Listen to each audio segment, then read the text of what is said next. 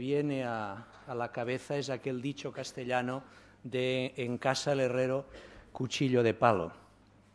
Si se supone que las leyes han de dar seguridad jurídica, certeza, permitir ordenar las conductas de las personas y de las organizaciones con una cierta previsibilidad, pues lo cierto es que hasta hace muy poco no ha sido el caso de la Ley de Acceso a la Abogacía. Parece que ahora ya sí, esto será una de las cuestiones que la mesa moderada por Carlos García León va a tratar.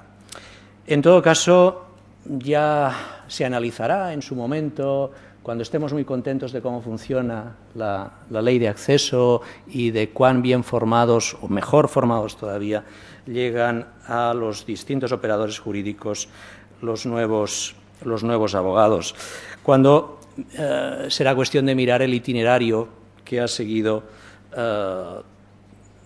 todo este propósito de mejorar la formación de los abogados y de los procuradores, pero nos vamos a centrar hoy aquí en los abogados. En todo caso, insisto, yo me quedaría con el propósito. El propósito es mejorar la formación. En este ámbito, nosotros, desde la Facultad de Derecho de ESADE, en colaboración, como habitualmente, con los miembros de nuestro Consejo Profesional, muchos de los cuales están hoy aquí, o sus representantes, pues hemos intentado que aquello que hiciéramos diera respuesta a estos retos formativos y que, efectivamente, el resultado fuera que las personas que siguieran este proceso de máster y posteriormente de prueba de acceso, pues estuvieran lo mejor formados posibles para cumplir ese mandato constitucional de proporcionar una tutela judicial efectiva. Yo confío que el resultado al final sea este. Y, de todas maneras, con tantos cambios, tanto ir y venir, es importante plantearse unas preguntas y darles unas respuestas para que tengamos esta certeza de exactamente cómo ha quedado o cómo parece que queda regulado el acceso a la abogacía.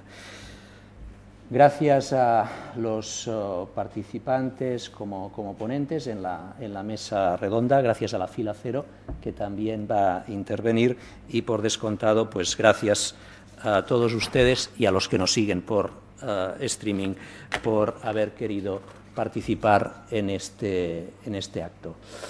Y le cedo la palabra a don Carlos García León.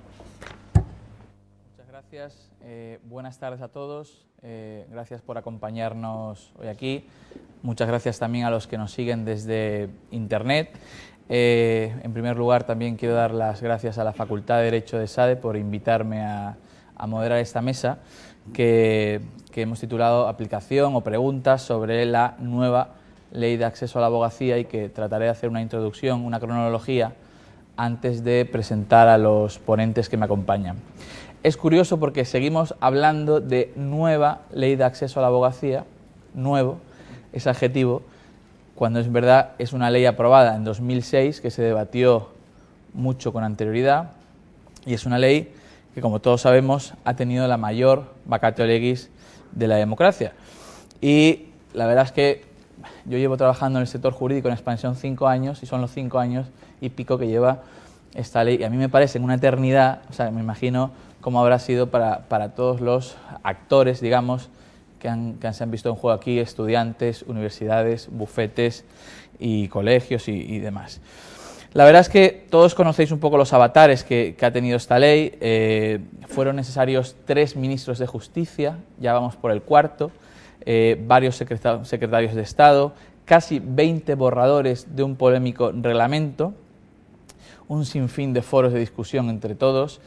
Recuerdo perfectamente el 17 de marzo de 2009, he traído aquí el recorte, cuando en Expansión publicábamos la primera exclusiva del reglamento de acceso, titulábamos 100 preguntas y un caso harán la criba para ejercer de abogado. veis lo que ha pasado, y decía, el Ministerio de Justicia y el de Ciencia ya discuten con colegios, universidades y bufetes las exigencias de la formación para los futuros letrados. Y pusimos discusión, y la verdad es que dimos en el clavo, porque otra cosa no, pero discusión ha habido en estos años y no ha faltado.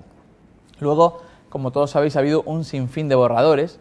Me confesó un asesor del ministro, de los ministros Fernández Bermejo y Camaño, me confesó en su día que él llegó a tener en su ordenador más de 20 borradores.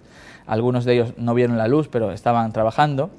Y recuerdo además un ejemplo que viene al caso, cuando estuvimos debatiendo en Madrid en un foro que organizaba la Fundación FIDE, desde colegios de abogados, periodistas jurídicos, universidades, bufetes, y estábamos debatiendo sobre el último borrador, que pensamos que era el último, que ingenuos éramos, el tercero, y resulta que después de una hora debatiendo sobre ese borrador del reglamento, pide la palabra un señor que entonces no sabíamos, sino que era profesor de Derecho Administrativo, y empieza a comentar una serie de cosas que no nos cuadraban mucho, cuando de repente ya se destapa del todo y dice que ese reglamento no es el último, que realmente se está trabajando otro, nos explica un poco algunas de las cosas, de las novedades, y luego ya directamente nos dice que es asesor también del gabinete del ministro, que estaba ahí un poco infiltrado.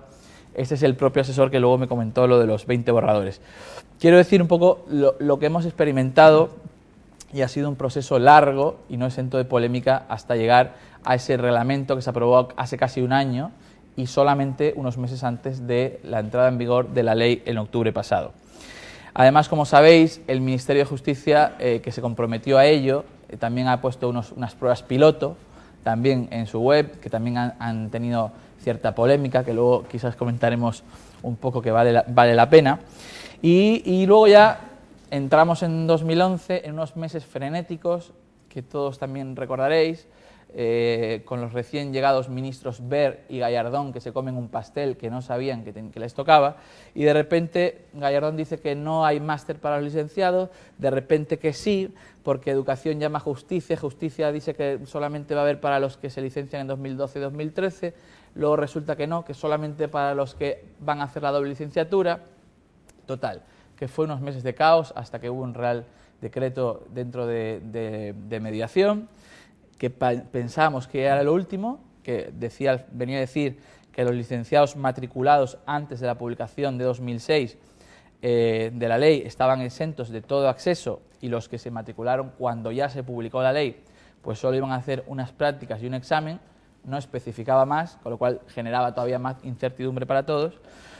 Pero cuando parecía que esto ya se iba a votar mañana, yo venía hoy con una idea clara de un poco de lo que iba a pasar, pues ayer nos sorprenden a todos con una enmienda transitoria, con una enmienda que al final nos dice, esta enmienda, transaccional, que han llegado a un apoyo de todos los grupos, y que al final todos los licenciados se van a salvar, o todos los licenciados van a quedar eximidos de hacer todo el acceso a la abogacía. En eso estamos, es el repaso que os he hecho, pero es verdad que el Consejo General de la Abogacía, y ayer me lo confirmaron, recomienda aún así a todos los que acaben con un título de Derecho, independientemente si es un grado o una licenciatura, que se formen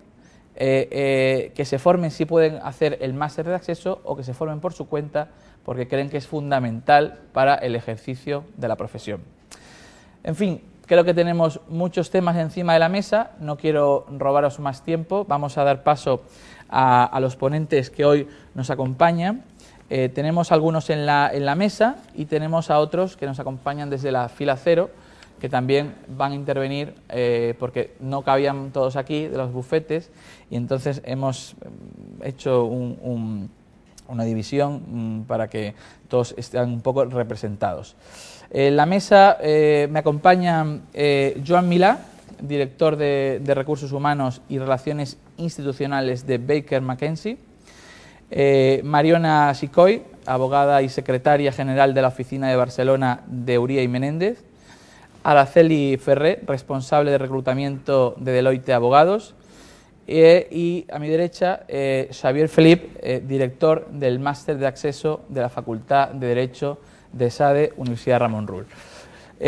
Con lo cual vamos a empezar. Yo, más que una presentación al uso, me he preparado algunas preguntas que les iré trasladando, me parece que es más ameno, y sí que os rogaría a todos que seáis lo más breve posible para que podamos intervenir todos, y luego probablemente todos los que estáis aquí arriba pues tenéis preguntas y queréis intervenir en el debate.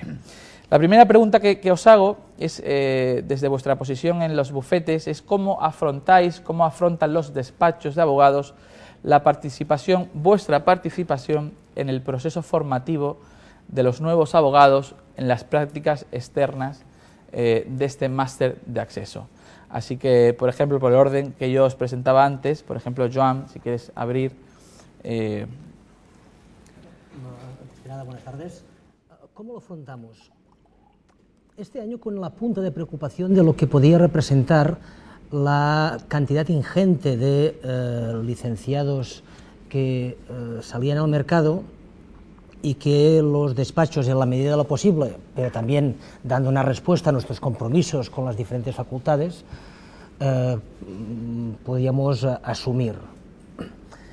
Pero en líneas generales creo que el perfil de despacho que represento tenemos ya suficiente experiencia como para recibir de muy buen grado este nuevo sistema de acceso. ¿Y por qué de muy buen grado?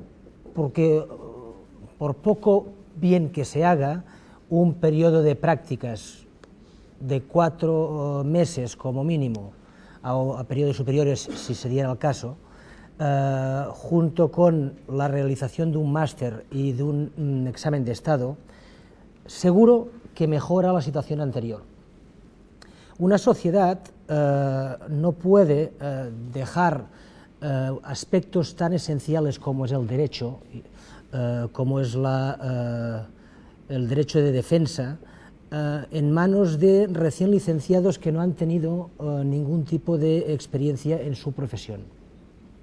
Y de la misma forma que desde hace décadas en España tenemos sistemas como el del MIR para los licenciados en medicina, pues en España, al igual que en buena parte de Europa, se está realizando, debía existir un sistema de estas características. Por lo tanto, bienvenido sea, y creo que, como con todo, la experiencia nos permitirá mejorar en la medida de lo posible nuestra responsabilidad en estas prácticas, y seguro que los futuros estudiantes de grado de Derecho saldrán muchísimo mejor preparados.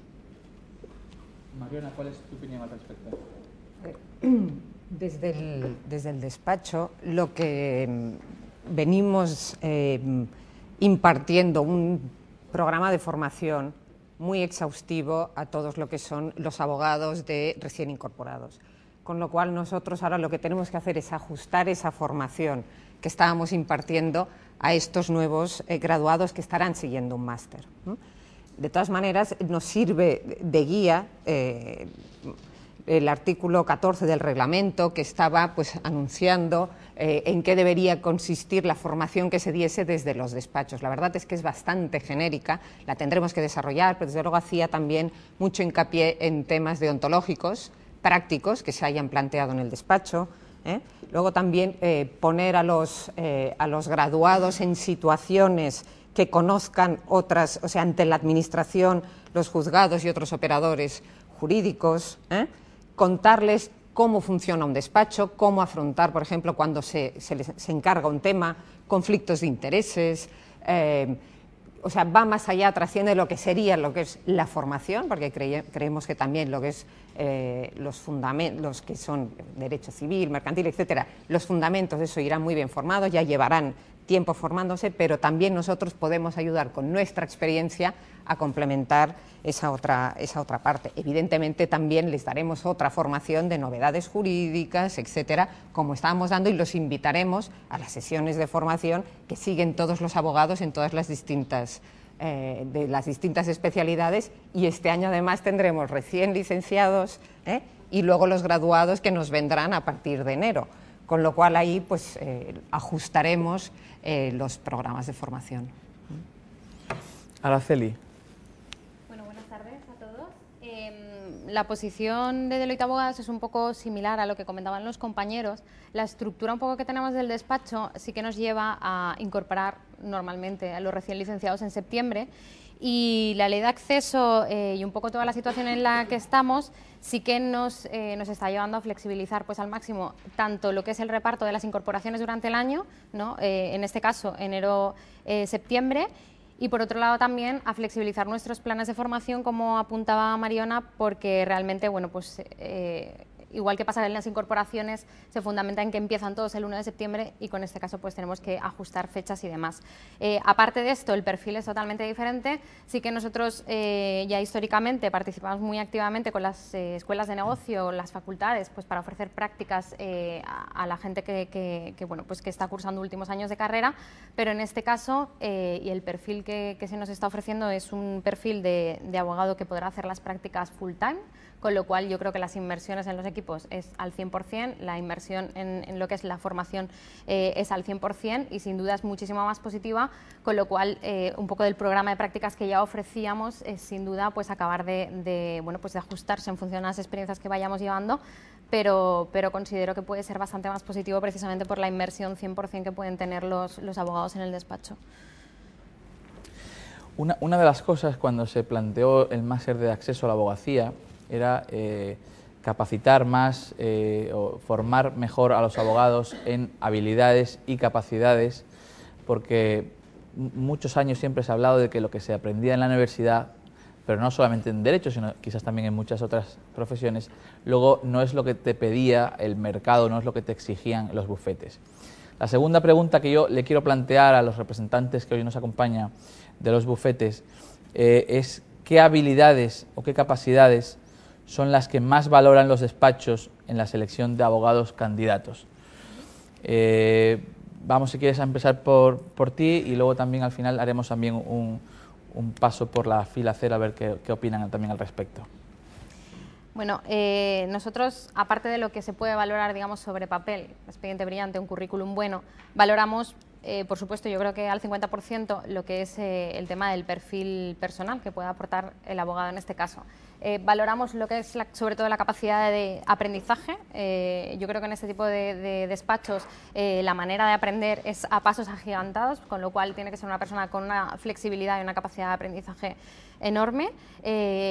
Ganas de crecer profesionalmente, es decir, pues por lo mismo no puedes quedarte estancado y tienes que seguir creciendo, con lo cual el tema de la flexibilidad, la capacidad de aprendizaje y las ganas de crecer dentro del despacho, la motivación que puedas tener por el área es clave, yo creo que para el desarrollo, sobre todo durante los 2 primeros años, y a partir de ahí en función un poco de nuestro despacho, pues las habilidades que podemos tomar más en cuenta, sobre todo para potenciar dentro de lo que es la carrera profesional, es que tenga latente sobre todo lo que es la capacidad de trabajo en equipo, lo que es la capacidad de liderazgo para poder llevar equipos de trabajo en un corto espacio de tiempo, y lo que puede ser la gestión del cliente, es decir, una persona que tenga ese empuje de cara al cliente y de cara a saber gestionar pues proyectos de manera más autónoma.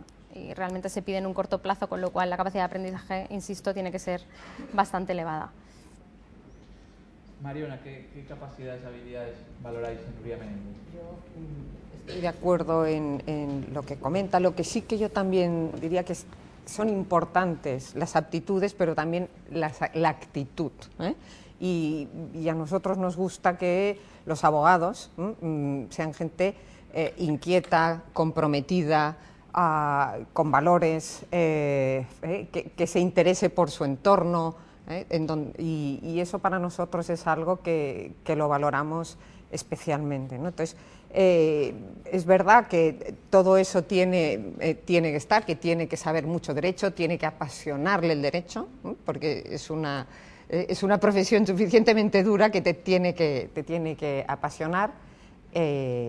Y tienes que tener, evidentemente, lo del equipo, saber trabajar en equipo, en los idiomas, el inglés ya sabemos, o sea, yo creo que ya no hace falta ni que lo comentemos, pero lo comentamos, que es muy importante, pero desde luego esa parte de personalidad y también, que siempre decimos nosotros, lo de la expresión oral y escrita, porque un abogado tiene que estar convenciendo continuamente, si no es a un cliente, es a un juez, es a una contraparte y esa parte, o al periodista. Y esa parte de poder de convicción es muy importante en un abogado. Joan.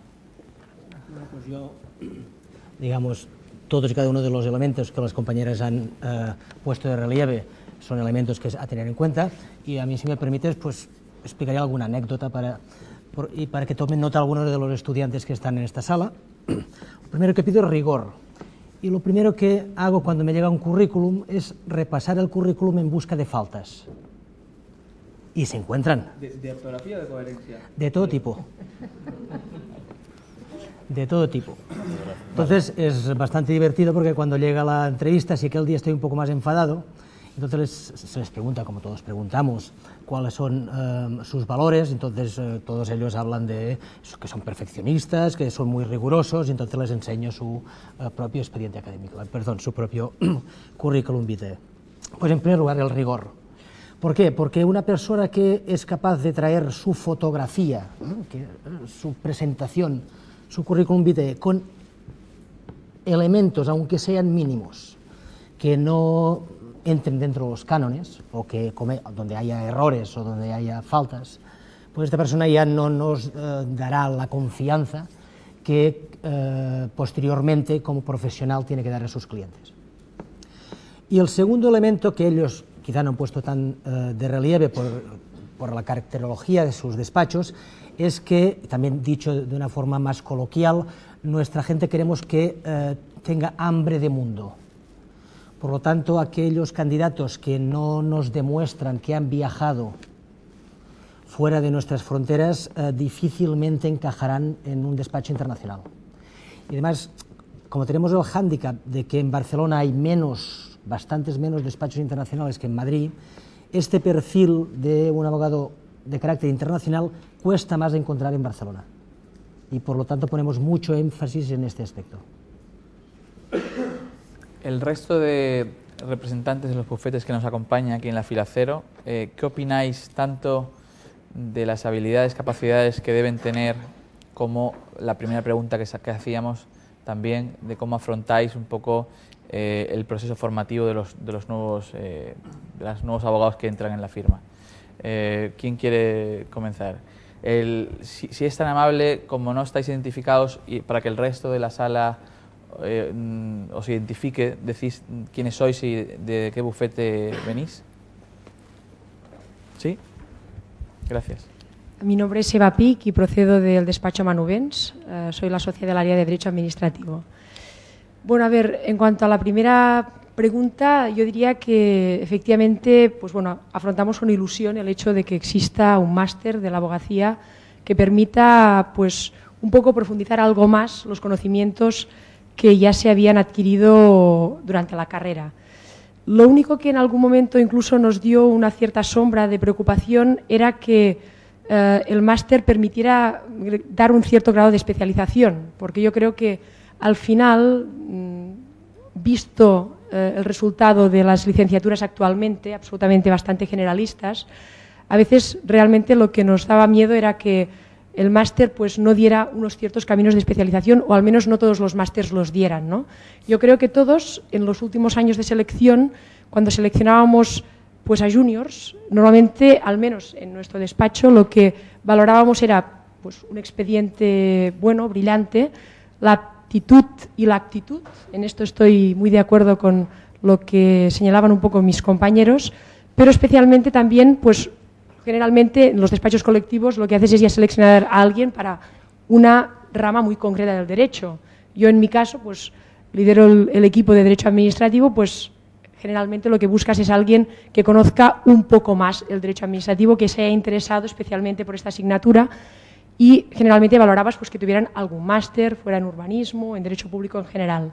Entonces me daba un poco de miedo con el planteamiento de los másters. Es evidente que ya no habrá después lugar a hacer otro máster de especialización, porque máster de acceso más máster de especialización al final parecía que vamos a periodos muy largos, y a lo mejor en mi área en concreto pues me daba un poco de miedo que no hubieran caminos de especialización en derecho público suficientemente pues trabajados, ¿no?, por las diversas facultades.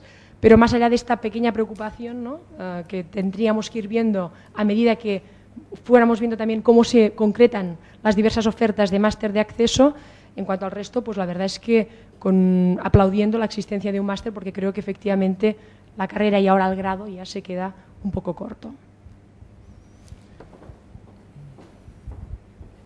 Sí, quien pida la palabra. Buenas tardes a todos, soy Eduardo Villella, socio de Procesal de Pérez Llorca en la oficina de Barcelona. Entonces, a mí, respondiendo a la segunda pregunta, me gustaría destacar dos cualidades que pedimos nosotros, o por lo menos yo, a los candidatos, a los futuros candidatos a trabajar en el despacho. En primer lugar, me gustaría abundar en lo que ha dicho Joan del rigor, porque creo que es muy importante y muy pocos estudiantes lo tienen claro. Para mí, yo de hecho, una de las cosas que pregunto en un proceso de selección es ¿qué creéis como candidatos que se pide a un abogado junior? Y muy pocos, por no decir ninguno, dicen rigor. Yo creo que tenéis que tenerlo muy claro porque, por lo menos en mi caso, uno de los grandes saltos que vi de la universidad al trabajo, a trabajar en despacho de abogados como Pérez Llorca, es el rigor. Y un currículum bien presentado, sin faltas, bien tabulado, pues da buena imagen, y un currículum con faltas, con errores en las fechas, etcétera, pues ya de primeras, pues la persona que lo ve, pues no le va a gustar. Entonces, lo del rigor, y quería abundar en lo que dice Joan, es muy importante. Y en segundo lugar, algo que buscamos nosotros en el despacho, yo no trabajo en recursos humanos, pero intento buscarlo como socio, cuando entrevisto a un candidato, es el encaje personal. O sea, ver si... Es difícil en una entrevista de media hora, 3/4 de hora, ver si esa persona puede encajar en el despacho, puede encajar conmigo, pero intento buscar si efectivamente a mí me gustaría trabajar con esta persona, tiene cierta afinidad personal, no digo que él tenga los mismos hobbies o los mismos gustos o lo que sea, pero cierto encaje personal, ver si esta persona va a encajar conmigo, va a encajar con el resto de abogados del despacho, va a encajar con los otros juniors. Yo creo que eso es muy importante también. Roma. Gracias, Carlos. Buenas tardes, soy Roma Vilanova, director de Recursos Humanos de Roca Junyent. Y bueno, que ya a medida que vais hablando todos nos van quedando pocas ideas que exponer, pero sí que me gustaría destacar algunos aspectos que a nuestro entender son importantes, ¿vale? Yo pienso que en la vida hay trabajos que son trabajos y otros que son vocaciones y que son oficios, ¿no? Y yo pienso que el trabajo de abogado es un oficio. Y cuando hablo de oficio me refiero a que tiene una implicación 24 horas al día, 365 días al año, ¿vale? Por lo tanto, quien quiera trabajar en esta profesión tiene que asumir que no es abogado de 8 de la mañana a 8 de la tarde, sino que es abogado todo el día el resto de su vida. ¿Por qué? Pues porque de la misma manera que cuando alguien es médico asume pues bueno, que esa profesión implica un compromiso social, personal con sus pacientes, pues la profesión de abogado significa exactamente el mismo compromiso con nuestros clientes, ¿vale? Y eso impregna a todo, a nuestra esfera profesional y a nuestra esfera privada, ¿vale? Y para mí ese es un aspecto que me gusta un poco repetir o matizar, ¿no? Después otro aspecto importante, ¿no? Quizá antes se planteaba menos porque la propia coyuntura económica pues no lo requería, pero sí que es cierto que creo que todos consideréis que cada vez, pues aparte de buscar excelentes perfiles técnicos, pues buscamos perfiles que sean capaces o que tengan el perfil o el potencial de poder generar un cierto negocio a la firma con la que estamos trabajando. Pues evidentemente, cuando fichemos a un junior de primer año, no le vamos a pedir que aporte una cartera de clientes determinada, pero sí, y pienso que todos, aunque lo decimos poco, pero en el fondo sí que estamos hablando de ver unas ciertas competencias que nos indiquen que esa persona, pues en un futuro próximo, pues puede tener un poco ese desarrollo, que aparte de ser un excelente profesional, un excelente abogado, pues puede tener esa capacidad de aportar negocio a la firma, que al final es de lo que vivimos, no vivimos ni de más ni de menos, ¿no? Después, un poco, aparte del aspecto técnico de la profesión de abogado, entendemos también, o nos gusta a nosotros en nuestro despacho, que el profesional que se incorpora tenga un cierto compromiso social. ¿Y a qué me refiero? Me refiero que tenga un compromiso económico, político, deportivo, es decir, una serie de valores que le completen como persona, ¿vale? Y que aparte de ser, pues eso que os digo, un gran técnico, ese resto de componentes le aporten ese aspecto y un poco que lo conformen como profesional y que al final le den unos valores que el cliente pueda valorar más allá de la parte técnica, ¿vale? Y después coincido bastante más con el resto que habéis dicho, ¿no? Pero sobre todo lo que os he dicho, a mí me gusta insistir un poco de que todos aquellos que nos hemos planteado en la vida dedicarnos a la abogacía, hemos de entender que es un oficio que nos va a influir en todos los aspectos que podamos tener como personas, ¿de acuerdo?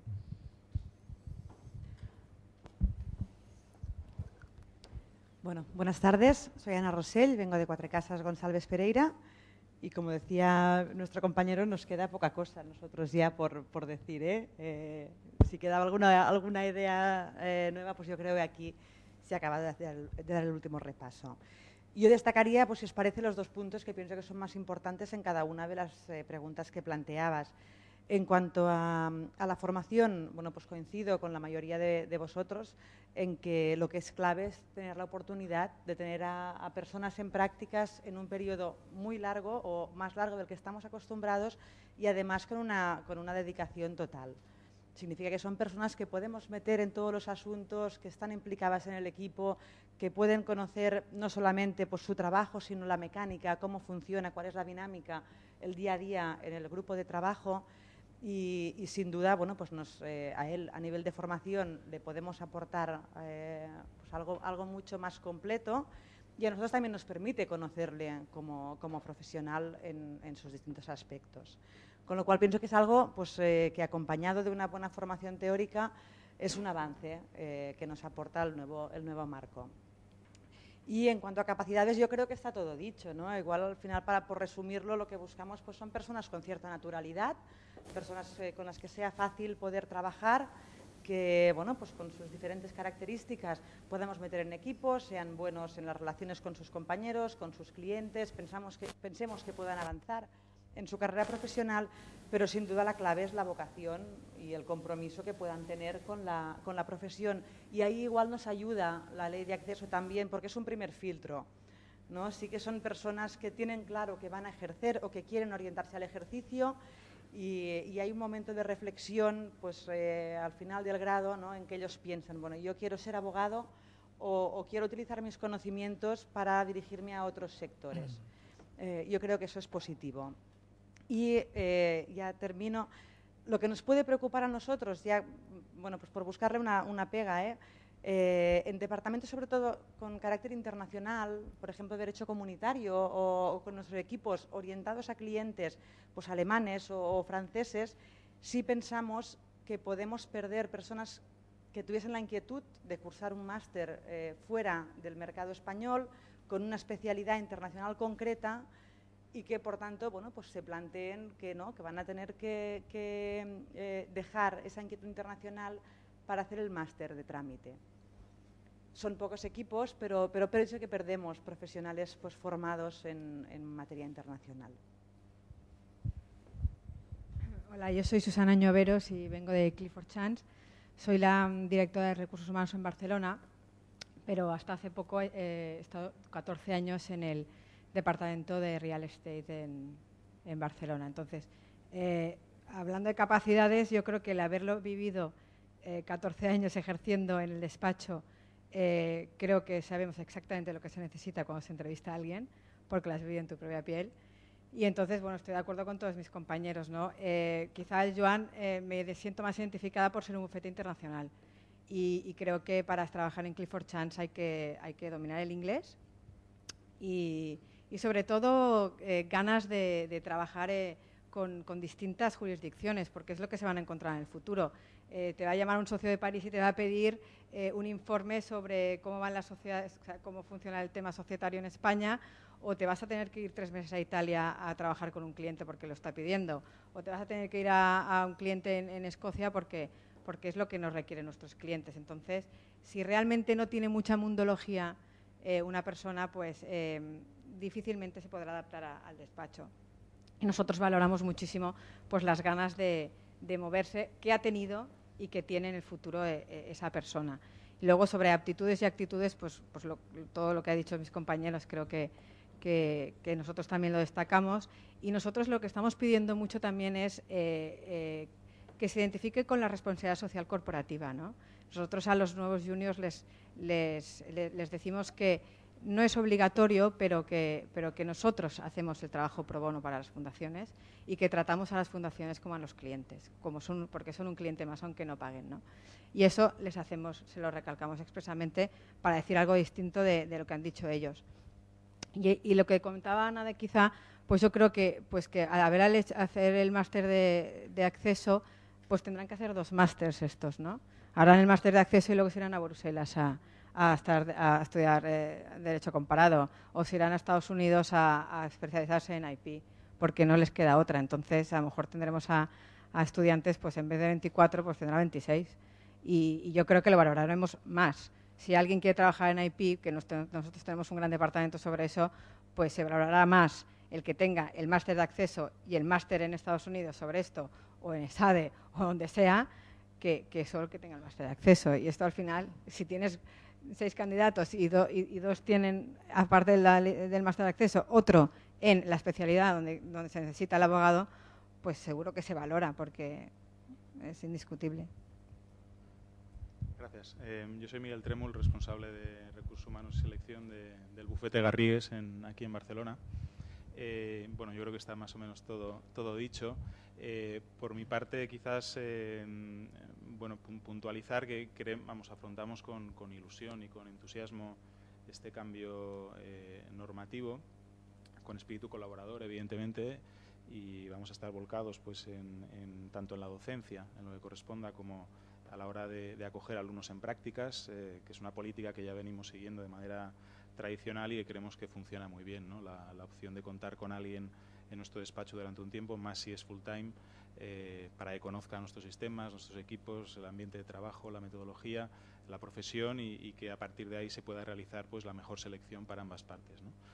Quizás con estos cambios se nos va a facilitar un poquito las cosas a efectos de poder ya acudir a un cuerpo, a un número de aspirantes, de futuros profesionales más concretos, que han apostado por una vía pues más compleja que la que existía hasta el momento para poder acceder a la profesión.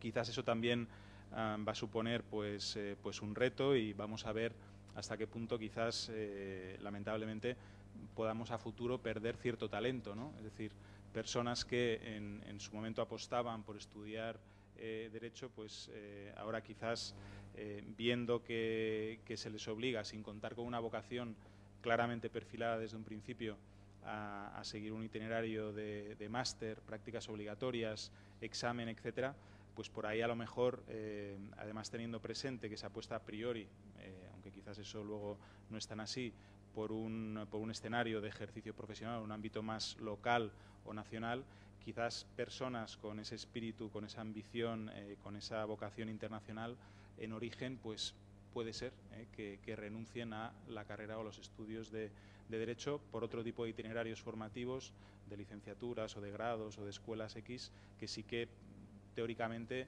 permitan un acceso más sencillo a sus correspondientes profesiones y también a un escenario, a una capacidad de desenvolverse en un entorno internacional, ¿no? Eso, pues bueno, con el tiempo veremos hasta qué punto es así de real o no, pero yo creo que en cualquier caso todos estos cambios a priori son positivos, estandarizan la formación, permiten que acudamos ya pues a un entorno de candidatos más concreto y más fácilmente identificable, y luego pues bueno, el reto estará en cómo canalicemos todo eso y cómo se pueda facilitar el que los alumnos efectivamente realicen sus prácticas en los despachos y puedan acceder a un trabajo.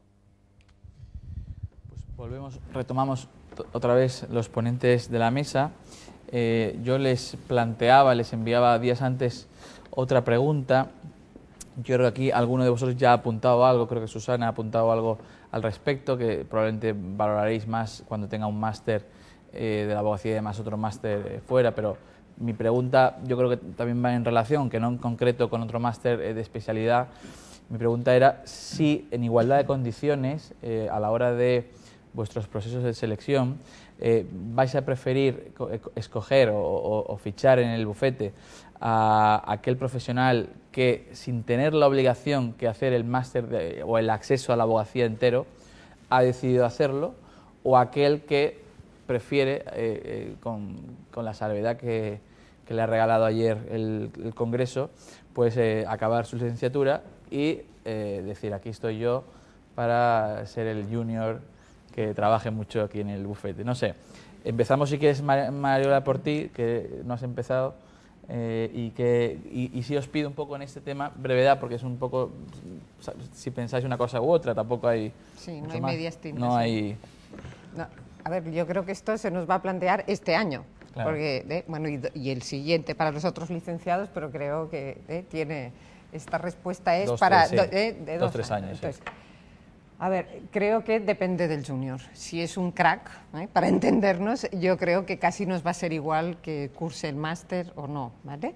Depende mucho de la maduración, yo creo que de cada candidato. Ahora, si es un buen máster, evidentemente que se valora, ¿de acuerdo? O sea, ahora hemos estado cogiendo a gente que no tenía másters porque eran muy buenos y apostábamos por ellos, y el modelo nuestro sigue siendo este, lo único que luego tendrá que cambiar porque ya vendrán con un máster que estará muy bien. O sea, no sé si contesto a tu pregunta, pero te estoy diciendo, depende si es un crack. Sí, entiendo que quiere decir también mucho, depende de cómo sea el máster que se elija, porque todos sabemos que, pues como en la Viña del Señor, habrá máster y máster repartidos por todo el territorio nacional. Correcto. O sea, eso ha quedado claro.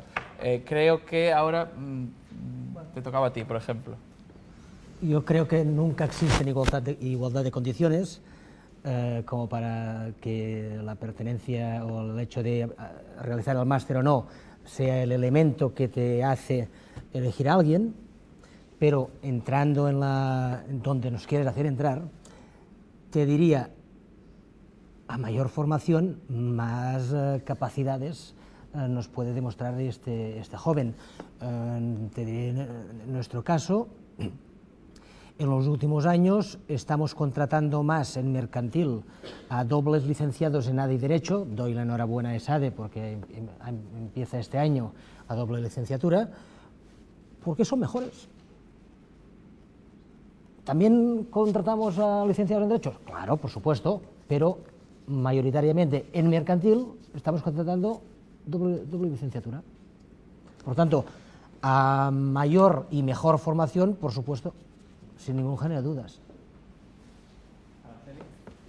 Yo coincido un poco con los dos, por parte y parte. Realmente nuestra postura es de no discriminar. Considero como Mariona que depende de la persona que tengas delante, depende de las actitudes y las aptitudes que nos muestre, pues al final te hace decantarte más la parte, digamos, de skills que tiene el candidato más que un poco el currículum sobre papel. Lo cierto es que depende evidentemente del máster, bueno, pues también aporta una especialización que también puede ser valorable a la hora de decantarse por un candidato o por el otro.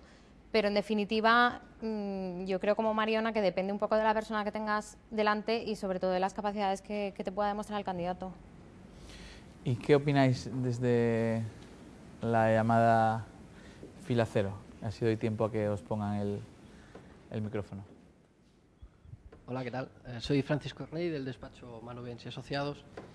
Yo, la verdad, no había pensado sobre el tema, pero visto el éxito que hemos tenido en los últimos años con la falta de vocación que demuestran algunos recién licenciados después de un año trabajando, yo creo que mi respuesta tiene que ser que sí, porque que sí valoraremos el haber realizado un máster de acceso a la abogacía, básicamente porque esta persona como mínimo ha demostrado que tiene las habilidades para superar un periodo de trabajo en un despacho de abogados y que tiene después de ese periodo las ganas de seguir trabajando en un despacho de abogados, que es algo que a nosotros nos pasaba en los últimos años. Contratábamos gente con expedientes brillantísimos, evidentemente todo el mundo que viene a hacer una entrevista te dice que quiere ser abogado, y cuando llevan 2 años de ejercicio te das cuenta que esta vida tan dura de abogado no es para todos. Con lo cual yo creo que la gente que haya hecho el máster como mínimo habrá hecho ya la reflexión de que evidentemente tiene la vocación clara de ser abogado y que le gusta. Para mí, desde luego, es un paso positivo.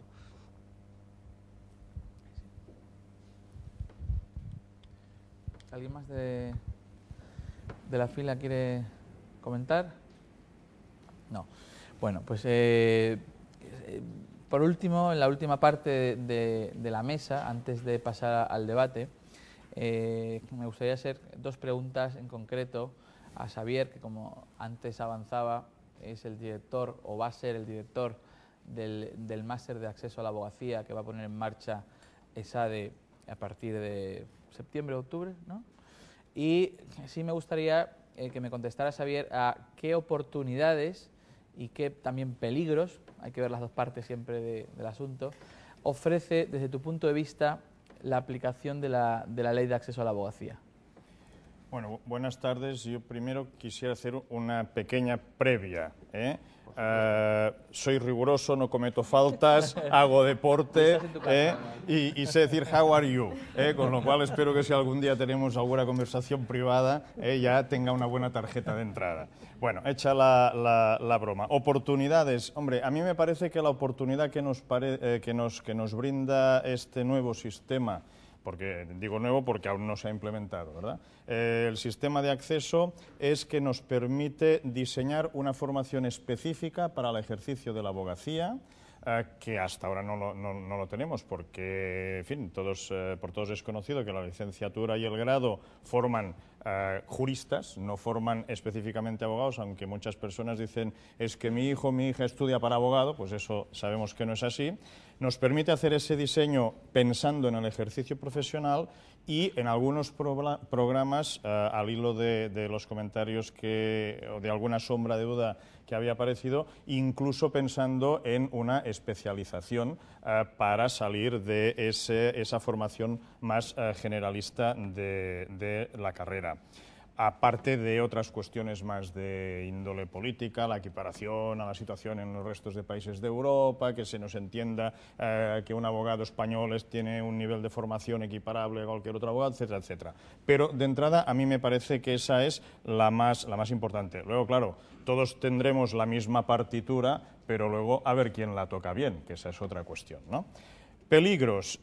Hombre, yo el gran peligro que encuentro para los programadores de másters es que se limiten o que solo se autolimiten y solo piensen en la superación de la prueba de acceso. Eso sí que es un gran peligro porque, claro, el máster será un éxito desde el punto de vista formal. Porque dirán, hombre, pues 100% de personas que han superado la prueba. Bueno, ¿y qué? Eso a lo mejor es un éxito para el programador, pero realmente el éxito tiene que ser para quien haya cursado el máster y para su futuro profesional. Entonces, claro, diseñar pensando, vamos a permitir o a propiciar que unas determinadas personas estén 1 año y 3 meses de su vida para prepararse el examen del carnet de conducir, pues parece un poquitín exagerado, ¿no? Entonces, ese es un peligro que yo creo que, pues eso, los que estamos con la responsabilidad de diseñar este tipo de cuestiones deberíamos evitar. Había quien decía que puede haber un peligro en el cierre a la profesión, que eso es un grifo, que la abogacía, que dice que... Yo esto lo he oído en muchas ocasiones, pero estoy convencido y creo que no es verdad. Y no es verdad por el sistema de evaluación, que probablemente si uno saca bien las cuentas, quien menos hay en las comisiones de evaluación son abogados, los cursos se organizan, mayoritariamente se van a organizar con la intervención directísima de las universidades, las pruebas no las hacen desde la abogacía sino desde los ministerios, con lo cual yo quisiera tranquilizar a quien piense que, hombre, vamos a tener menos abogados que antes porque van a cerrar. No hay números clausulos. ¿Se pueden perder vocaciones de futuro? Bueno, no sé yo si se pierden vocaciones de futuro en la medicina cuando realmente no deja de ser también una carrera de obstáculos. Quien quiere ejercer la abogacía, antes era una licenciatura de 5 años y la hacía. Actualmente es un grado más un máster y yo creo que lo hará. El que está motivado, el que por dentro le bulle, algo sé, no sé cómo canalizarlo, ya me enseñarán cómo, pero algo bulle dentro de mí, este va a hacer derecho.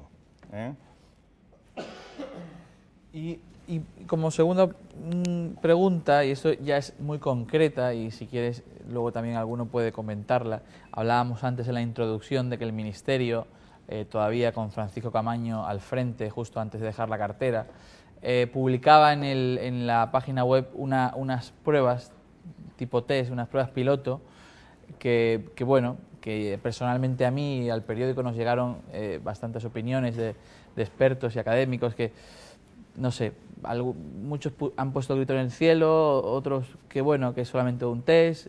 ¿Qué opinión tienes tú al respecto?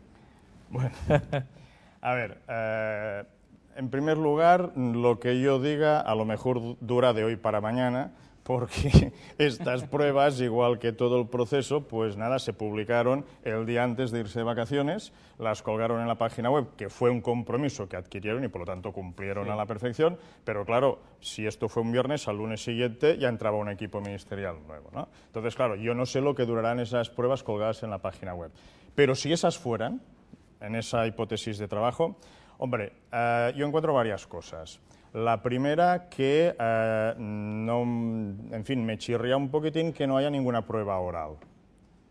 Vamos a permitir o vamos a examinar abogados en un test son crucecitas y la resolución de un caso, bien, pero el abogado, se decía, tiene que, yo no sé si convencer, pero al menos persuadir, al menos intentarlo. En la distancia corta, en la media distancia cuando está en un juicio o en la larga distancia si tiene que comunicar en una rueda de prensa, en fin, de la manera que sea. Por lo tanto, unas habilidades en comunicación las debería poder demostrar. Yo no sé si es que esto han pensado que es excesivamente complicado hacerlo, pero bueno, oposiciones con prueba oral yo creo que las ha habido de toda la vida y no ha pasado nada, ¿no? Con lo cual, para mí esa es una cuestión que debería salvarse. En cuanto a la prueba, claro, se dice en el caso práctico, habrá, o por lo que ha salido ahí, se identifican básicamente en los cuatro órdenes jurisdiccionales, pero ¿y el abogado asesor? ¿Y el abogado? O sea, nadie les va a pedir, si una sociedad anónima le pasa no sé qué, ¿usted qué haría? ¿Qué redactar? No, de todo lo que tenga que ser extrajudicial, ni se piensa en eso, ¿no? Con lo cual, pues bueno, parece que ahí estamos perdiendo alguna oportunidad también. De las preguntas, creo que son poquitas. Creo que con poquitas preguntas es difícil evaluar. Además, hay una cierta desproporción. No es que yo piense que hay que recortar el número de preguntas referidas a la deontología y al ejercicio profesional. Yo soy abogado y no me posiciono y creo que jamás me posicionaré en ese bando. Pero que sí que deberían aumentarse las otras, porque si no parece ahí que hay una desproporción bastante importante. Y luego había otra cuestión que yo no sé al final si quedará como tema de valoración a la hora de ver las respuestas cómo salen, pero en la ley había una previsión respecto al derecho autonómico que debería estar presente, etcétera, etcétera. Pero claro, derecho civil no será la misma solución aquí que en otro territorio, ¿verdad? Pues eso parece que no está contemplado ni siquiera. O sea que podría mejorar un poquitín. Gracias, Javier. No sé si alguno de los ponentes de la mesa, que no sé si se ha mirado esas preguntas ahora en estos días, o por lo menos tiene algún recuerdo de cuando salieron el año pasado, pues le gustaría apuntar algo o cree que son las preguntas que van en consonancia con lo que luego se les pide en los bufetes o no sé. Hoy seguían colgadas, ¿eh? Hoy seguían Hoy colgadas. seguían, mira. Con lo cual tú has hecho los deberes y las has visto. ¿Qué te parecen? No, a ver, yo creo que como que son... Yo ya no me manifiesto porque me parece que las van a cambiar, con lo cual yo creo que, como dices tú, pueden durar hasta mañana. Yo creo que es una prueba para que se vea que van a ser fáciles, para que no cunda el pánico, para que vean, haciendo mucho acento en deontología profesional, que es importantísima, pero tampoco da para tantas preguntas, ¿eh? Entonces yo creo que, bueno, pues, que va a ir evolucionando. El contenido de un examen nunca es agradable, y especialmente para quien se examina. Y por lo tanto es un tema que me preocupa menos. Lo que me preocupa es que se haga bien el proceso de formación, el proceso de práctica y el proceso de evaluación. Que, tal como decía Javier, sería bueno que hubiera una prueba oral, por supuesto, por supuestísimo, y por tanto con 3 modelos de examen, que ya te digo, me importan menos los contenidos, porque siempre esto lleva a la polémica, porque en función del corralito de donde seas, le darás más importancia a uno u otro. Pero un examen tipo test con muchísimas preguntas es correcto, una prueba oral es correcta y un caso es correcto. Coincido con mis compañeros.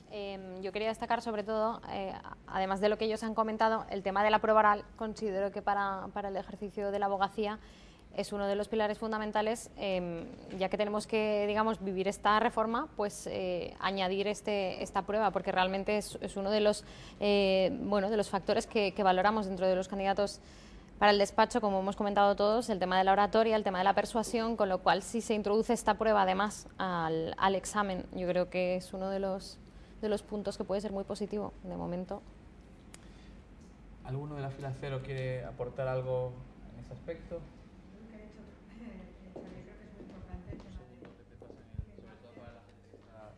Que el máster sobre todo no se convierta en una preparación al examen, ¿no? Que todo el mundo esté asustadísimo, como a lo mejor pasan los médicos, ¿no? Que se van a preparar para el MIR, ¿no? Ostras, que realmente se aproveche, ¿no? Como decíamos, nuestra responsabilidad como despachos, que a los chicos y a las chicas que tenemos en práctica realmente ya lo hacemos, ¿no? Pero asignarle un tutor, preocuparte porque estén aprendiendo en el área donde están. Pero al final, si nosotros no estamos en su piel, ¿no?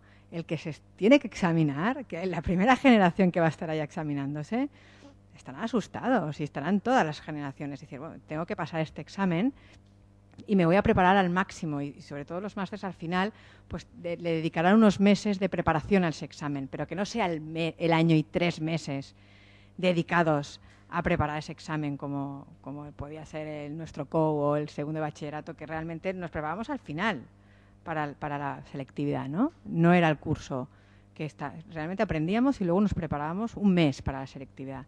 Pues que sea eso, ¿no? Que no se convierta en un examen solo, sino que se aproveche ese espacio que realmente da la oportunidad de que nuestra generación no estábamos preparados para empezar a ejercer de abogados, por lo menos yo.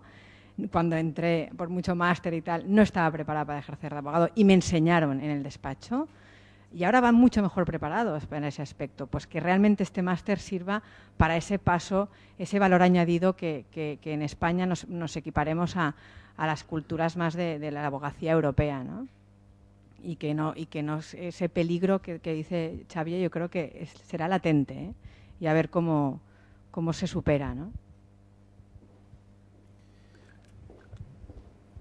Bueno, pues acabado un poco la primera parte de lo que nos reúne hoy aquí, ahora ya vamos a abrir en estos poco menos de 20 minutos que nos quedan para acabar con el horario previsto.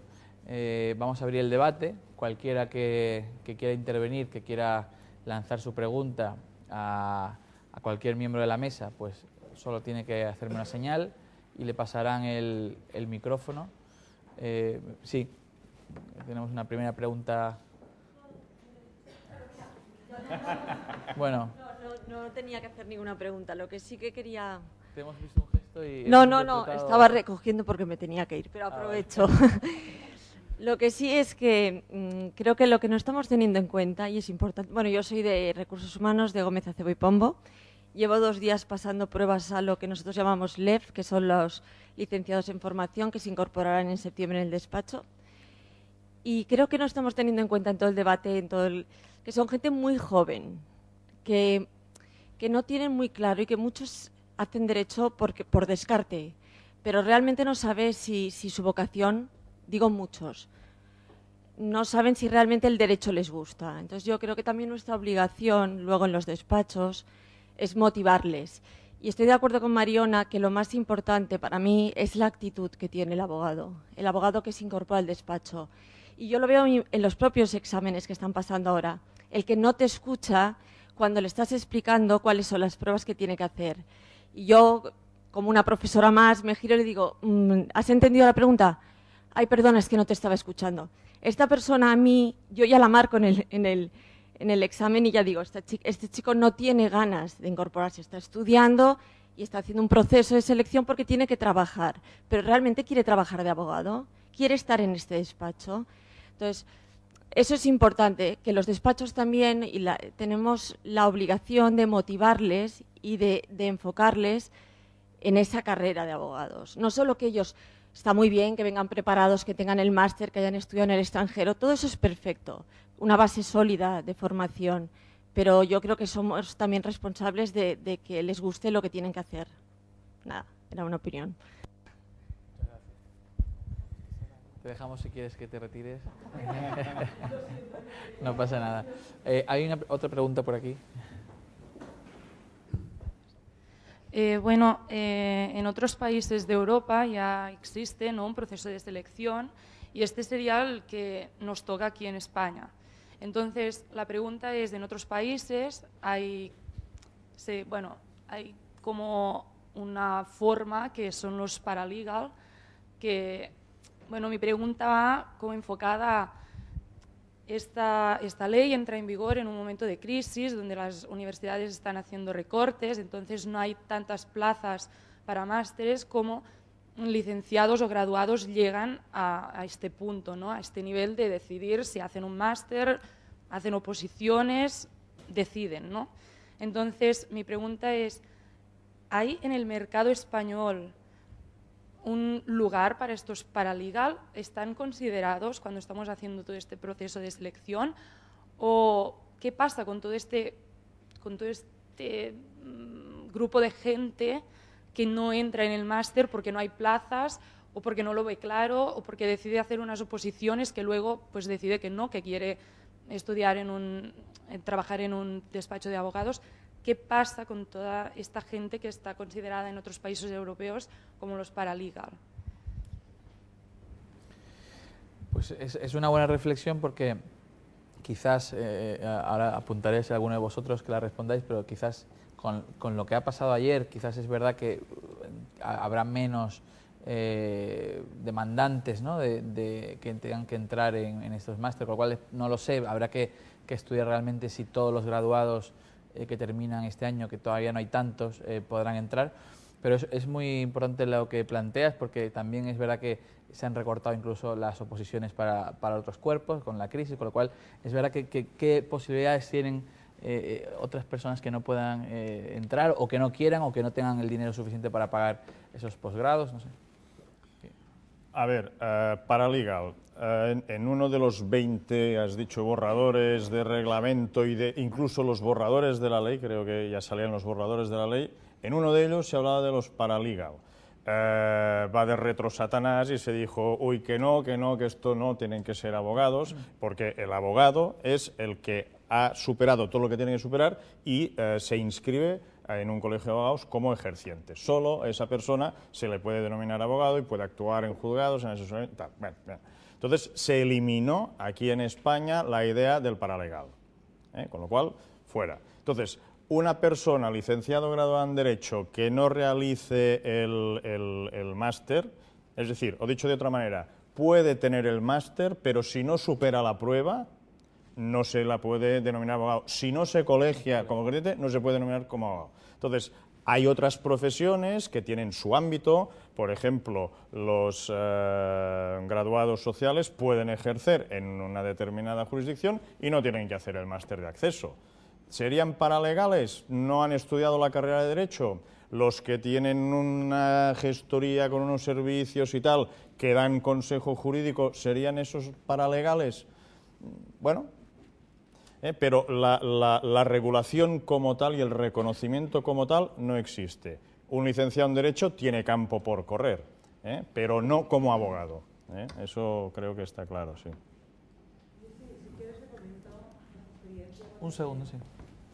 Como colectivo de paralegales, pero como decís, no es un colectivo regulado, pero sí que para nosotros es cada vez más una figura más importante dentro del despacho. Nosotros empezamos a incorporar paralegales pues hará más de 15 años y hoy es el tercer colectivo. Es cierto que un poco la regulación queda a nuestro criterio, ¿no? Antes eran personas que no habían terminado la carrera, que tenían cierta formación en Derecho, pero que estaba claro que no tenían esa vocación, y ahora pues una opción pueden ser las personas que finalizan Derecho y no pasan el máster de acceso, porque al final la regulación la marcamos nosotros, son personas con un perfil técnico-administrativo, si quieres, ¿no?, que pueden dar apoyo en determinadas funciones, que no pueden participar en el asesoramiento jurídico, no tienen contacto con el cliente, pero yo pienso, y la línea del despacho va hacia este sentido, que va a ser una figura pues, cada vez más importante en el mercado español. Realmente es un apoyo clave, y si se confirma o si finalmente hay menos personas o hay algún periodo en el que tenemos un vacío de incorporaciones, pueden ayudarnos y aportarnos muchas cosas. Creo que quería repreguntar algo, ¿verdad? Usted, ¿verdad? Un segundo que le pasen el micrófono. No, bueno, resuelta la persona de los paralegal aquí en España, que han comentado que pues no tiene lugar dentro de este decreto. Y bueno, mi pregunta es, más allá de esto, si tenemos, por ejemplo, 100 graduados y el máster solo acepta 50 porque hay recortes, por los motivos que sea, de estos otros 50 que se han licenciado, que se han graduado, que tienen la vocación de ser abogados, ¿qué pasa con esta gente? Es que ya no es ser un paralegal, porque valen, sí, pero es lo que estamos comentando, no tienen un contacto directo con el cliente, no ejercen las mismas funciones que un abogado. Entonces, si porque hay recortes, etcétera, estamos restringiendo el llegar a ser abogado, a sacarte un máster, está muy bien, pero claro, si tú no entras porque realmente no puedes acceder porque no hay plazas, no porque no tengas la vocación, no porque no cumplas los requisitos que se han ido comentando de los distintos bufetes, sino es el problema de que ha entrado en vigor esta ley dentro de este periodo económico que es de crisis. Entonces, mi pregunta ya no es los paralegals, sino la gente con vocación, la gente que quiere llegar a ser abogado, que se queda en el camino porque no hay suficientes plazas. Al igual que, por ejemplo, podríamos comentar la gente que se queda en el camino porque su vocación es más de derecho comparado, derecho internacional, y tendría que cursar 2 másters, o es esto, ¿no? Es una magnífica pregunta que probablemente tiene una muy difícil respuesta. España es uno de los países donde más licenciados en Derecho hay por densidad a nivel europeo, y no solamente licenciados en Derecho, sino de otras profesiones, incluida la mía, que está últimamente muy denostada, pues no todos podemos acceder al mercado laboral como nos gustaría. Dicho esto, sin menosprecio de que todo el mundo que quiera, pues debe ejercer la abogacía, creo que una de las cosas que ha pensado el legislador, y no quiero ponerme en su cabeza, pero porque tendrá otras posibilidades seguro y otras presiones que habría que ver, de cambiar ayer el hecho de eximir a los licenciados en Derecho, era probablemente porque la mayoría, y no quiero decir todas, pero la mayoría de las universidades no estaban hoy en día, a finales de mayo, en condiciones de aceptar o de dar la posibilidad a todos de hacer el máster. Con lo cual, yo creo que en los años sucesivos lo que hay que hacer es que todos los que se gradúen en Derecho tengan la posibilidad de hacerlo. Es difícil, es verdad que estamos en un periodo económico muy malo, pero creo que eso debería ser un poco que cada uno que quiera hacerlo lo pueda hacer. Otra cosa es que luego el mercado tenga posibilidades de absorberte como abogado. No sé, me permitió responder esto, pero no sé qué pensáis al respecto. Hombre, me parece que la respuesta has dado en el clavo, es muy adecuada. Es un problema político, es un problema económico y es un problema que atañe no a todas las universidades, pero a bastantes de ellas, y no a todos los estudiantes, pero a muchos de ellos, ¿no? Entonces, claro, es un problema social clarísimo.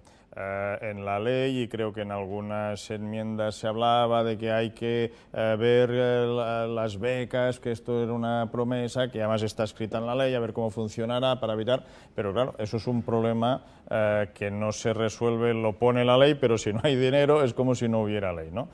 Entonces, es así. No obstante, para hacer el símil, y cuidado que soy yo uno de los primeros defensores de que el máster no es un quinto curso, y no debe ser un quinto curso. Pero haciendo el símil, si se estudiaban 5 años en la licenciatura y ahora el panorama son 4 años de grado más el máster, pues en principio debería haber para todos los que estuvieran haciendo el grado.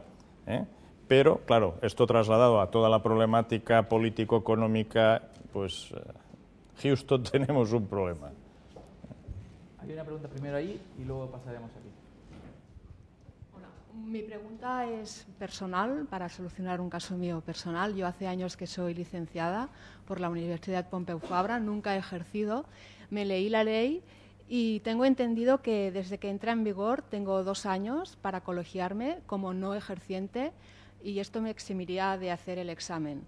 Y otra pregunta, primero confirmar si esto es cierto, y otra pregunta sería si en el futuro deseo ejercer, ¿puedo pagar la cuota de colegiada y formarme por mi cuenta y no tener que hacer el examen, o tendría que estar obligada a hacer el examen? La primera parte que te puedo contestar yo es correcta. O sea, tienes 2 años y tu caso es el mismo que Esperanza Aguirre, que se ha colegiado en el Colegio de Abogados de Madrid, por si acaso en el futuro pues se quiere dedicar a la abogacía. La segunda pregunta quizás, porque yo no estoy tan seguro. Puedes colegiarte como no ejerciente o como ejerciente. En el momento que estás colegiada como no ejerciente, posteriormente te puedes colegiar como ejerciente. Hay si me permitís, un pequeño matiz en eso, que es el tema de la recolegiación. Me explico. Te colegias dentro de estos 2 años, es decir, hasta 31 de octubre del 2013, y luego, pues en el 2020 dices, pues me voy yo que sé, a Francia, porque por historias familiares, y por tanto ya no voy a ejercer, me doy de baja por la razón que sea. Y luego vuelves y te quieres colegiar de nuevo.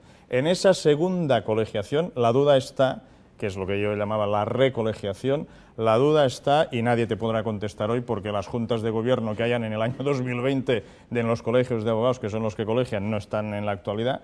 Claro, hay quien piensa que la exención es solo hasta el 31, para la colegiación hasta el 31 de octubre de 2013. Colegiaciones posteriores, si no entras por otra de las disposiciones transitorias, te van a exigir el examen. Y otros piensan que eso es absolutamente injusto, incluso desproporcionado con la solución que se da a los que tengan un título extranjero homologado en España. Solamente hay esa duda, y eso fue lo que hizo que todo el mundo corriera, los que estaban en esa situación, a colegiarse antes de encontrarse en esa situación. Pero vaya, yo creo que sería... no creo probable que adopten esa solución de pedir el acceso a alguien que haya estado colegiado en ese periodo transitorio. Pero eso es una opinión muy particular mía. Y a continuarlo hasta el pues resto entonces de mi vida. No me daría de baja, todo porque correcto. no quiero correr el riesgo. Todo correcto. Entonces no hay Perfecto. problema. En todo caso, estamos a la espera luego de que salga un reglamento que termine de concluir un poco los cambios que se han hecho en la ley. A lo mejor pues aborda este tema. Habrá que esperar. Sí, buenas tardes. Mi nombre es Jesús Millán, soy miembro de la Junta de Gobierno del Colegio de Procuradores de Barcelona. Soy coordinador de prácticas externas del único máster profesional de la Procura que organizamos con la Autónoma, y he estado en algunas presentaciones en otras universidades sobre másteres de abogacía y el máster de la Procura. Yo sí que quería decir que hay una gran indignación en las universidades y en los colegios profesionales por cómo se ha tratado este tema. Políticamente creo que no ha sido adecuado. Ha llevado a confusión a la gente, a los estudiantes, y entonces cuando se han hecho algunas presentaciones pues ha habido ciertas palabras mayores, que ni la universidad ni los colegios profesionales somos culpables, sino la situación es muy delicada, el programa de becas pues no ha funcionado correctamente y se ha eliminado en muchos sitios estas becas, y entonces la gente joven no tiene acceso a los másters en las universidades públicas ni en las privadas. Entonces, bueno, yo más que nada quería felicitaros en primer lugar por el acto. Muy bien. Ayer por la noche leí la noticia en Expansión. Comprendéis que estoy bastante al día de todas las enmiendas que presentan los políticos. Lo vi. A las 9 de la noche he estado leyendo. Bueno, pues ratificar esto. Yo creo que no es cierto que los colegios profesionales y las universidades no estén preparadas. El Colegio de Procuradores, en el Consell, en el Consejo, hemos hecho un gran esfuerzo para ponernos al día. Pensad que nosotros creemos que es una gran oportunidad para abogados y procuradores que los nuevos alumnos que salgan de las universidades seamos nosotros, al fin y al cabo, los últimos profesores que tengan. Los profesores de excelencia, o sea, la universidad les ha dado jurídicamente los conocimientos que tienen, pero nosotros les vamos a plasmar en la práctica pues las posibilidades suyas de crecer como abogados o como procuradores. Entonces, cuando decíais, bueno, ¿quién ha hecho estas preguntas? Están colgadas en la página web. Los procuradores las hicimos nosotros. Supongo que los abogados haríais lo mismo. ¿Por qué lo digo? Pues como reflexión. O sea, tenemos que ser más exigentes con nosotros para que los alumnos tengan una buena formación. Entonces, claro, no es sencillo porque muchos abogados, muchos procuradores, quizás estamos un poco oxidados y nos obliga a estar al día. Y esto no es fácil. Entonces, bueno, esta es mi única reflexión, ¿eh? Y después ya, aquí sí que quiero hacer una pregunta, a ver si el director del máster me puede ayudar, y es que parece que tal como está configurado el sistema educativo, el máster es el paso siguiente para tener el doctorado. Perdón, tienes el grado, después viene el máster y después un doctorado. El máster de la abogacía, como el de la procura, son másteres profesionales.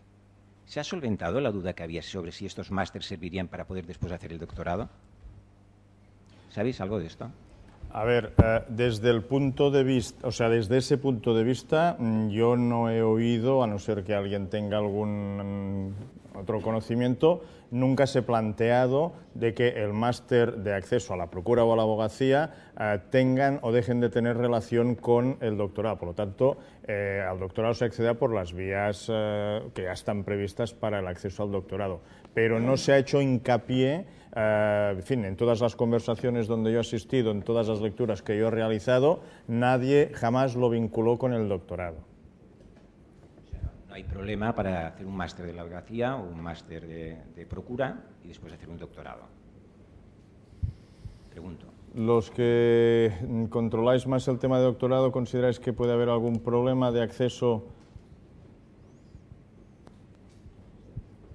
Hoy lo hemos hablado en la Autónoma. El decano quería, creo que, apuntar algo. Sería más precisa la respuesta si fuera el director del programa de doctorado, pero hasta hace relativamente poco lo que se establecía es que determinados másters daban acceso a los programas de doctorado. En principio, había un requisito de que era un máster oficial. Por allá está la coordinadora de posgrados, la profesora Belén Trías, y si digo alguna barbaridad, ella que me corrija. De hecho, nosotros, para permitir el acceso al doctorado, a quien estaba interesado y podía reunir los requisitos de nuestro programa, pero no tenía un máster oficial, porque el máster oficial como tal es un invento relativamente reciente, creamos un máster de investigación que daba acceso al doctorado si se superaba, igual como lo podía dar un máster oficial en especialización tributaria, en mercantil, en la que fuera. Entonces, recientemente se ha planteado una modificación del acceso al doctorado y yo no tengo en estos momentos claro cuáles son los requisitos. Por tanto, yo no me atrevo a dar una respuesta concluyente. Si fuera requisito tener un máster oficial, el máster de acceso o el máster de abogacía, en tanto que máster oficial, cumpliría ese requisito. Profesora Trías, ¿quiere modificar alguna cosa? ¿No? ¿Sí? Vale. Coincide plenamente. Bueno, pues vamos a acabar el acto. Os voy a robar solamente por mi parte, antes de dar paso al profesor Felipe que concluirá. Solo os voy a robar un minuto para resumiros en mi papel de periodista un poco algunos de los titulares que se han dicho esta tarde aquí. Joan Milà ha dicho que una sociedad no puede dejar aspectos tan importantes como el derecho de defensa en unos recién licenciados. Mariona Sicoy ha dicho que debemos ajustar la formación que dábamos en el despacho a los nuevos estudiantes que salgan tras el máster. Y lo que vamos a hacer es darle algo más allá de nuestra formación, que es nuestra experiencia. Araceli Ferre ha dicho que la ley de acceso nos está llevando a flexibilizar la entrada de las incorporaciones y sus planes de formación. En cuanto a las habilidades, capacidades que también les pedíamos, se ha hablado de capacidad de aprendizaje, ganas de crecer profesionalmente y empuje de cara al cliente, como decía Araceli. Mariona decía que son importantes las aptitudes, pero también la actitud. Por supuesto, equipo, trabajo en equipo, idiomas, el inglés, que se da por supuesto, expresión oral y escrita. Joan hablaba de rigor y además comentaba que lo primero que busca en un CV es las faltas de ortografía y que además deben tener los aspirantes hambre de mundo. Las personas tienen que haber viajado o tener idea de viajar. También desde la fila cero apuntaban algunos aspectos, abundaban en el rigor, por ejemplo, Eduard Villegas de Pérez Llorca, también se intentaba ver un encaje personal. Roma Vilanova de Roca Junyent hablaba de que el trabajo del abogado es un oficio con una dedicación 24 horas, 365 días, y también se hablaba de que hay que intentar, que es complicado, buscar perfiles que intenten generar negocio para la firma. También se apuntaba, creo, que era importante, no sé si lo apuntaba desde Clifford, el compromiso social. ¿El máster sí o no? Preguntábamos también. Pues bueno, decían que si el alumno era un crack, pues daba igual, pero era importante ver qué tipo de máster, si el máster era adecuado, era bueno, pues era mejor que lo hiciera. Joan apuntaba que a mayor formación, más capacidades. Araceli, que depende de la persona que tengas delante, pero que el máster sí que puede ser una diferenciación. Fran Rey, por ejemplo, de Manuens, comentaba que sí valoramos que hayan hecho el máster de acceso.